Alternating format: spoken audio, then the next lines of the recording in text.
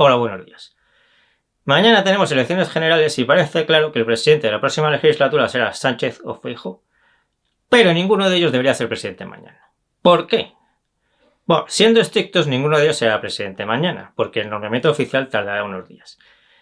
Pero mañana sí que sabremos ya quién va a ser presidente oficialmente dentro de unos días, según el número de diputados que saque cada partido.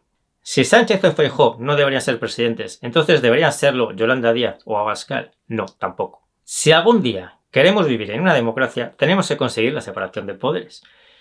Y hoy es muy buen día para explicar cómo se tendrían que hacer las cosas si España fuera una democracia. España no es una democracia, pero tampoco lo es ningún otro país del mundo, porque ningún otro país tiene una separación de poderes real. Básicamente, la actual violación de la separación de poderes en todos los países del mundo es una de las principales causas de la corrupción.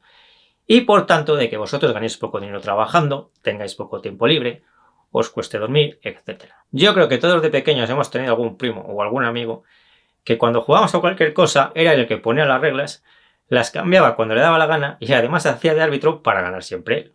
El equivalente a esto en el mundo de los mayores es la violación de la separación de poderes. Y esto es lo que os hace ganar poco dinero, tener poco tiempo libre y dormir mal. Por eso, al hablar de política, no deberíamos hablar de otra cosa que no fuese la separación de poderes hasta conseguirla. ¿Cómo tendrían que hacerse entonces las cosas para que ganéis más dinero, tengáis más tiempo libre y dormáis mejor?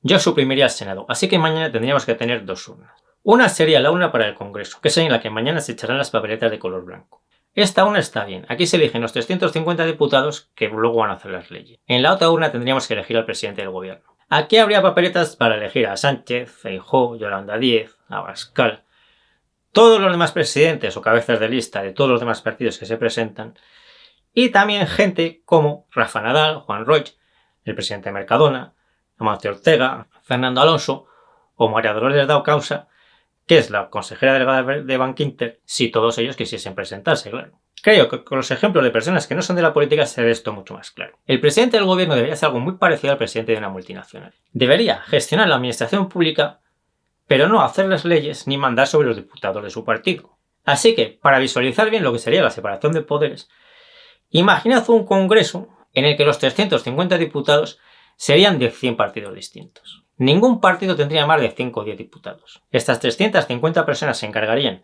de hacer y modificar las leyes que fuese necesario. Y el presidente del gobierno sería Juan Roig, por ejemplo, o Fernando Alonso, que no pertenecerían a ningún partido. No tendrían ninguna relación con ninguno de los diputados del Congreso y se dedicarían a gestionar España como si fuese una empresa, adaptándose a las leyes que estuviesen vigentes en cada momento. El día que esto sea así, y además en otras dos urnas elijamos a la cúpula de los jueces y a la cúpula de los fiscales, será cuando tengamos separación de poderes y por tanto cuando vivamos en una democracia.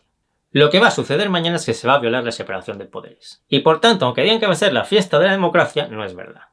Porque lo que se va a celebrar mañana, entre comillas, es una nueva violación de separación de poderes. Y, por tanto, se va a celebrar, entre comillas, que seguimos en vivir en una democracia. Y que tenemos las condiciones ideales para que la población siga siendo saqueada con la corrupción.